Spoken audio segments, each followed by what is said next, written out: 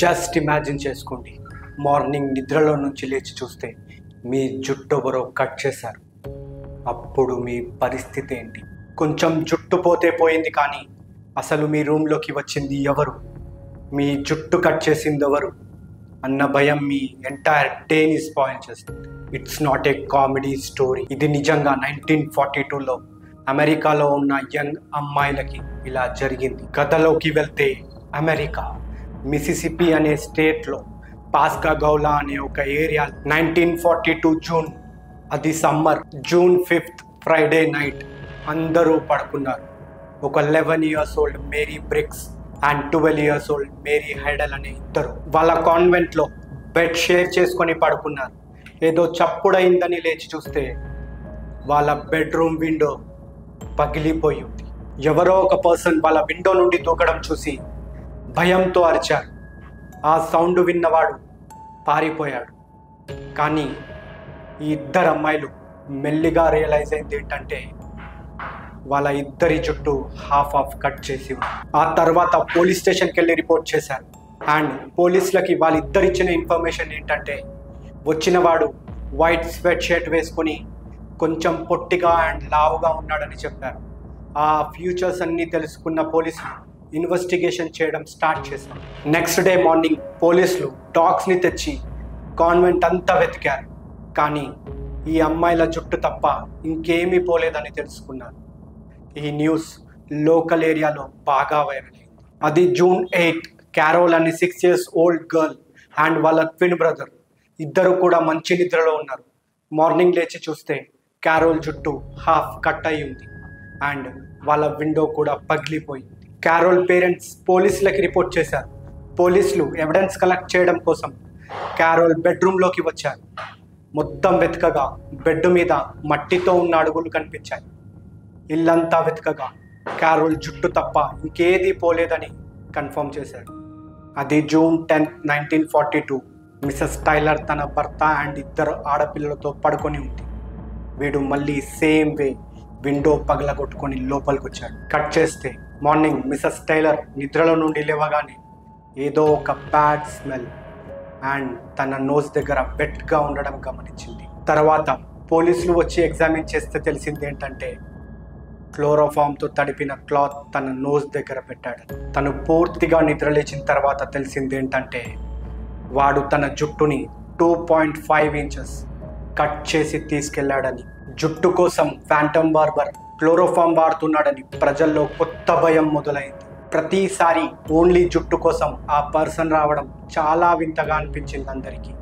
పోలీసులు ఖచ్చితంగా ఇదొక బార్బర్ పని అయి ఉంటుందని అనుమానించారు. అందుకే ఈ కేసు పేరు ది ఫ్యాంటమ్ బార్బర్ అని పెట్టారు. అది June 13, 1942. టెరల్ అండ్ వాళ్ళ వైఫ్ లిలియన్ పడుకొని ఉన్నారు. వీడు మళ్ళీ విండో పగలగొట్టుకొని లోపలికి వచ్చాడు. But this time no hair cut, no hair stolen. Strong iron రాడ్తో వాళ్ళిద్దరిని కొట్టాడు. లిలియన్కి పళ్ళు కూడా విరిగిపోయాయి. సడన్గా బిగ్ చేంజ్. హెయిర్ స్టోలెన్ నుండి బ్రూటల్గా కొట్టడం. వాళ్ళిద్దరూ బ్రతికే ఉన్నారు, కానీ గాయాలు మాత్రం బలంగా తగిలాయి. ఇదంతా సడన్గా జరగడం వల్ల వాడి మొహాన్ని సరిగ్గా గుర్తుపట్టలేకపోయారు. ఈ సంఘటన తర్వాత ఆ ఏరియా వాళ్ళు చాలా భయపడ్డారు. ఇంకా చాలా జాగ్రత్తగా ఉండడం స్టార్ట్ చేశారు. ఇలాగే జూలై మంత్లో చాలా చోట్ల చాలా మంది అమ్మాయిల జుట్లు కట్ చేసుకొని వెళ్ళిపోయాడు. కానీ పోలీసులు మాత్రం వాడిని పట్టుకోవడంలో ఫెయిల్ అయ్యారు. కానీ ఒకరోజు ఒక అమ్మాయి ఇంటికి పోలీసులు డాగ్స్ని తీసుకొచ్చారు. కొంత దూరం వరకు అవి దారిని చూపించాయి. కానీ పక్కనే ఉన్న అడవిలోకి వెళ్ళి తప్పించుకున్నాడని కన్ఫర్మ్ చేసుకున్నారు. అండ్ ఫ్యాంటమ్ బార్బర్ సైకిల్ కూడా యూజ్ చేస్తున్నారని తెలుసుకున్నారు. ఈ ఇన్సిడెంట్ తర్వాత ప్రజలకి పోలీసుల మీద నమ్మకం పోవడంతో పోలీసులు ఈ ఫ్యాంటమ్ బార్బర్ని పట్టించిన వాళ్ళకి $300 రివార్డ్ని ప్రకటించారు. అది ఆగస్ట్ 1942. పోలీసులు విలియం డోలన్ అనే ఒక పర్సన్ మీద ఉన్న అనుమానంతో వాడి ఇంటిని రైడ్ చేశారు. అలా రైడ్ చేసిన పోలీసులకి వాడింటి పక్కన మట్టిలో పాతిన జుట్టు అండ్ చాలా సీజర్స్ దొరికాయి. అప్పుడున్న టెక్నాలజీతో ఆ జుట్టుని ఎగ్జామిన్ చేస్తే దాదాపుగా క్యారోల్ జుట్టులాగే ఉందని చెప్పారు.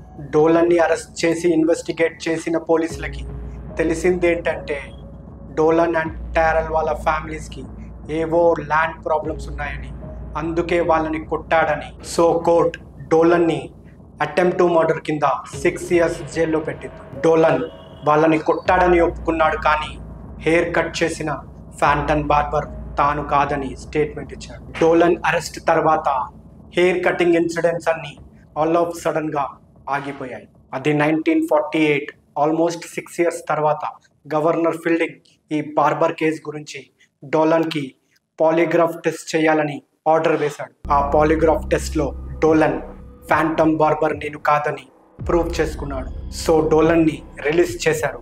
ఆ రిలీజ్ తర్వాత డోలన్ పాసగోలా వదిలేసి వెళ్ళిపోయాడు. అందరూ డోలన్నే ఫాంటమ్ బార్బర్ అనుకున్నారు, కానీ అది ప్రూవ్ కాలేదు. ఈ ఫాంటమ్ బార్బర్ ఎవరో ఇప్పటికీ ఒక అన్సాల్వ్డ్ మిస్టరీనే. కొంతమంది ఫాంటమ్ బార్బర్ డోలన్ అరెస్ట్ని యూజ్ చేసుకొని తప్పించుకున్నాడన్నారు. ఇంకొంతమంది డోలనే ఫాంటమ్ బార్బర్ అన్నారు. కొందరు మాత్రం ఫాంటమ్ బార్బర్ యాక్సిడెంటల్గా చనిపోయి ఉంటాడని అన్నారు. అందుకే ఈ ఫాంటమ్ బార్బర్ కేస్ ఒక అన్సాల్వ్డ్ మిస్టరీ లాగా మిగిలిపోయింది. ఈ ఫాంటమ్ బార్బర్ కేస్ గురించి మీ ఒపీనియన్ ఏంటో కమెంట్ చేయండి. మరిన్ని క్రైమ్ వీడియోస్ కోసం లైక్, షేర్, సబ్స్క్రైబ్.